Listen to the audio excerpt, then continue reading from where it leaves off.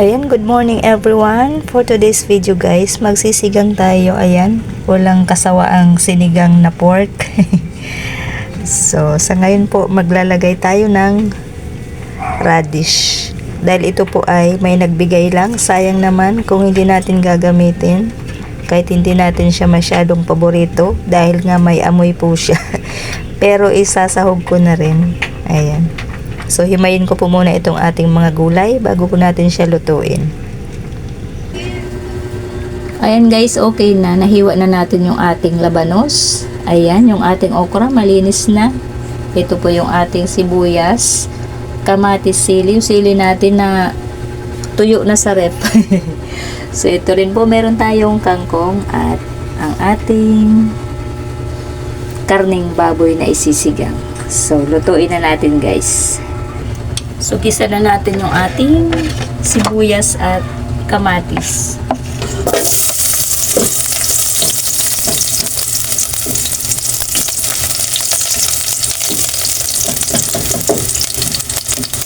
So, bihira po ako magbawang sa sinigang. Sibuyas lang po ang nilalagay.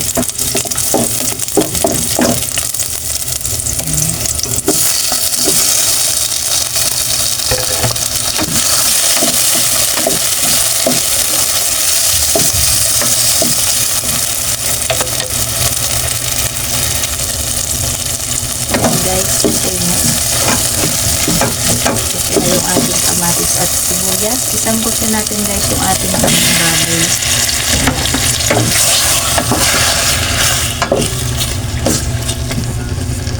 So, lagyan na rin natin siya ng paminta.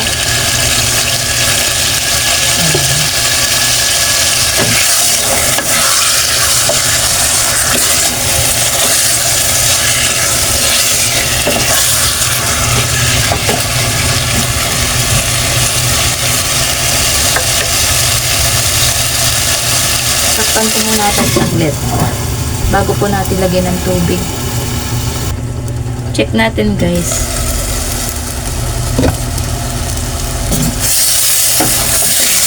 Natutog na yung kabilang ano ko, kasirola. Nasunog. Ayan. Lagyan na natin siya ng sabaw.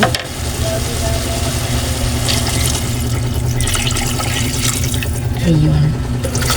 Lagyan natin para lumambot. Ayan. Kasi palalambutin siya ng maayos. Yan. So, ilagay na natin ng ating Ajinomoto. Okay. And then, pakuluin na natin siya guys hanggang lumambot yung karne bago natin ilagay yung ating mga gulay.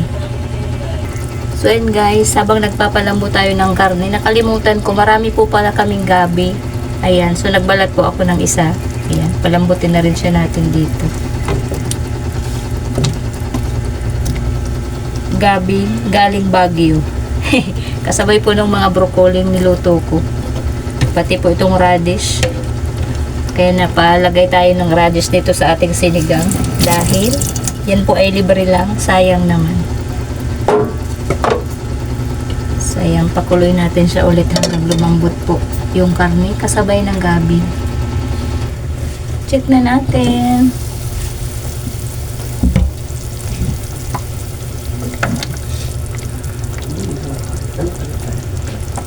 Ayan, so ilagay na natin guys yung ating sinigang mix. Ayan, huwag natin ubusin baka sumobra ng asin. Lagyan na natin ng kaunting asin.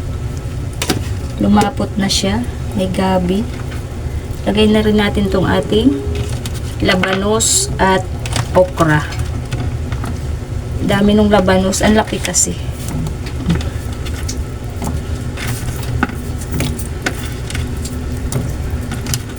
Ayan.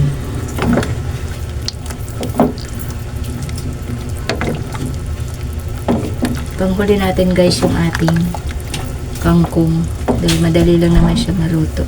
So, ayun. Pakuloy natin siya ulit. Check na natin guys. Ayan. So, ayan. Luto na yung okra.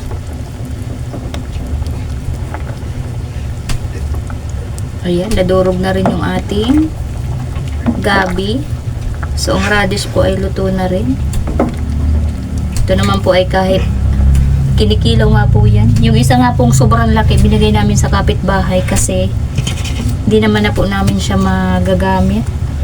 So, nag-aatsara daw po siya ng radish. Kaya binigay namin. Timplahin natin, guys. Ang asim. Pero matabang siya. Kaya titimplahan po natin ng patis.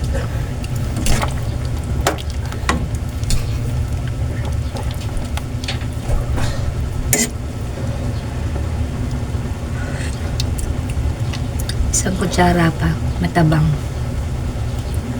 Ayan.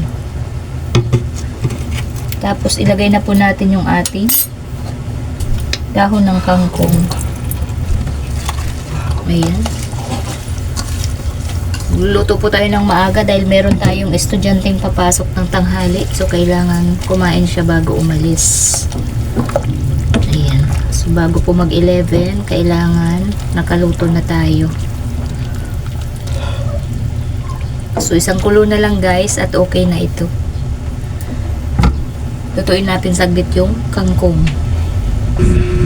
Ayan guys, luto na yung ating sinigang na pork. So, ayan, tanghali na, kainan na po. So, hanggang dito na lang po ulit. Maraming salamat. Bye-bye po.